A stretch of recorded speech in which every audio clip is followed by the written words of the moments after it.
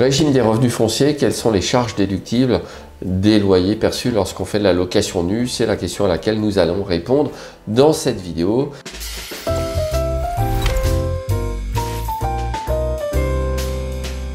Attention, il y a des petits pièges, notamment sur les travaux, et pour ce genre de questions, je vous incite évidemment à rejoindre le droit d'investir, où vous pourrez notamment me poser vos questions sur vos cas concrets une fois par mois lors du coaching commun du droit d'investir. Mais revenons à notre question des charges déductibles lors de la location nue. Alors, il y a plusieurs types de location, la location nue, la location meublée.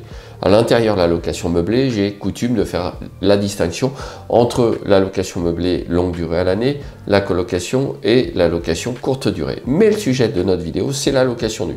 Il n'y a qu'un seul type de location nue, c'est la location via du bail d'habitation et de la location longue durée, bien évidemment. Lorsque vous achetez un bien pour faire de la location nue longue durée, loi de 1989 pour les baux, vous allez pouvoir déduire un certain nombre de charges de vos loyers. Mais vous ne pourrez pas tout déduire. Et c'est là que ça devient un petit peu complexe. Vous allez pouvoir déduire les frais de dossier bancaire, par exemple. Vous allez voir la banque, vous constituez un dossier de prêt et vous allez avoir 200, 300, 500, 1000 euros de frais de dossier. Ça se négocie, hein, n'oubliez pas. Mais vous pourrez déduire ces frais. C'est une seule fois hein, lors de l'acquisition, mais vous pourrez les déduire de vos revenus fonciers. Terminologie, revenus fonciers pour la location nue, revenus BIC pour la location meublée. Ne confondez pas les deux, il n'y a pas d'interaction entre les deux régimes. Donc revenus fonciers, frais de dossier bancaire déductibles. Ensuite, dans les frais dits de notaire, vous aurez uniquement la partie frais de garantie qui est déductible. C'est-à-dire que vous pourrez déduire des loyers, les frais d'hypothèque ou les frais de caution type crédit logement. Ensuite, sur les travaux, vous pourrez déduire seulement certains types de travaux. Vous ne pourrez pas déduire les travaux d'agrandissement, de reconstruction neuve, de création de surface habitable ou de changement d'usage.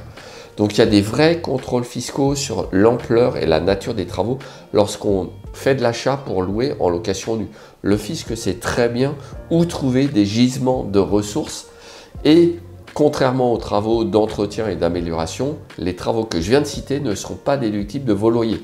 Ça ne veut pas dire qu'ils sont totalement perdus. Ça veut dire que vous devrez les déduire lors de la revente en cas d'éventuelle plus-value. La commission d'agence n'est pas déductible de vos revenus locatifs nus non plus. Elle sera prise en compte dans le cadre de la revente. Donc faites bien attention à ça. Sinon, vous pourrez déduire également la taxe foncière, les frais de copropriété si votre bien est en copropriété, les assurances obligatoires, propriétaire non occupant, assurance de crédit. Vous pourrez déduire également les frais de gestion locative, les frais d'expert comptable si vous avez un expert comptable. Vous pourrez déduire enfin les intérêts d'emprunt, la taxe sur les ordures ménagères qui est inclus dans la taxe foncière, sauf si vous la refacturez au locataire, bien évidemment, ce qui est un droit. Et puis ça va s'arrêter là, à peu près. Donc, les premières années, vous aurez peut-être un petit déficit foncier pendant 1, 2, 3, 4 ans. Et puis très rapidement, vous aurez du revenu foncier imposable. Ce qui est un vrai piège dans le régime de la location nue, puisque vous serez rapidement taxé sur de l'argent que vous ne percevez pas. Je m'explique. Dans votre mensualité de crédit, si vous avez souscrit un prêt bancaire, ce qui est quand même le cas de l'immense majorité des investisseurs immobiliers, vous aurez une partie capitale qui partira bien en trésorerie à la banque, mais qui ne sera pas déductible de vos loyers. Et oui, seuls les intérêts sont déductibles des loyers. Donc vous serez taxé sur de la trésorerie que vous ne posséderez pas. Et vous serez taxé dans votre tranche marginale d'impôt. Alors je parle du réel, hein, je ne parle pas du micro-foncier, puisque c'est un régime qui ne va pas concerner énormément de primo-investisseurs immobiliers. Ça peut concerner des gens qui n'ont plus grand-chose à déduire au bout de plusieurs années et dans un seuil de revenus assez faible.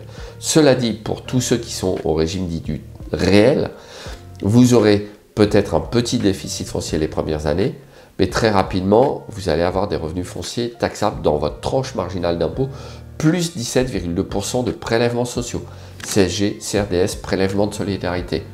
Donc, réussir à avoir du zéro impôt sur des revenus fonciers pendant une longue période est quand même beaucoup plus compliqué que réussir à avoir du zéro impôt sur de la location meublée, donc des BIC, sur une longue période.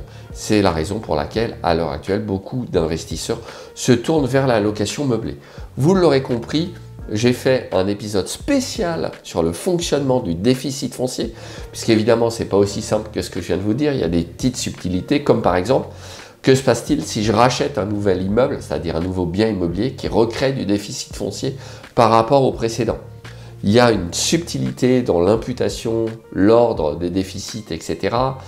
Il y a aussi une partie du déficit qui, en théorie, doit être imputée sur le revenu professionnel. Bref, tout ça, évidemment, nécessite d'être détaillé et c'est la raison pour laquelle vous aurez un épisode spécial qui est déjà tourné dans le droit d'investir. Donc, si vous voulez aller plus loin et ne pas vous tromper, parce que, attention, si vous vous trompez, ça peut être lourd en termes d'imposition.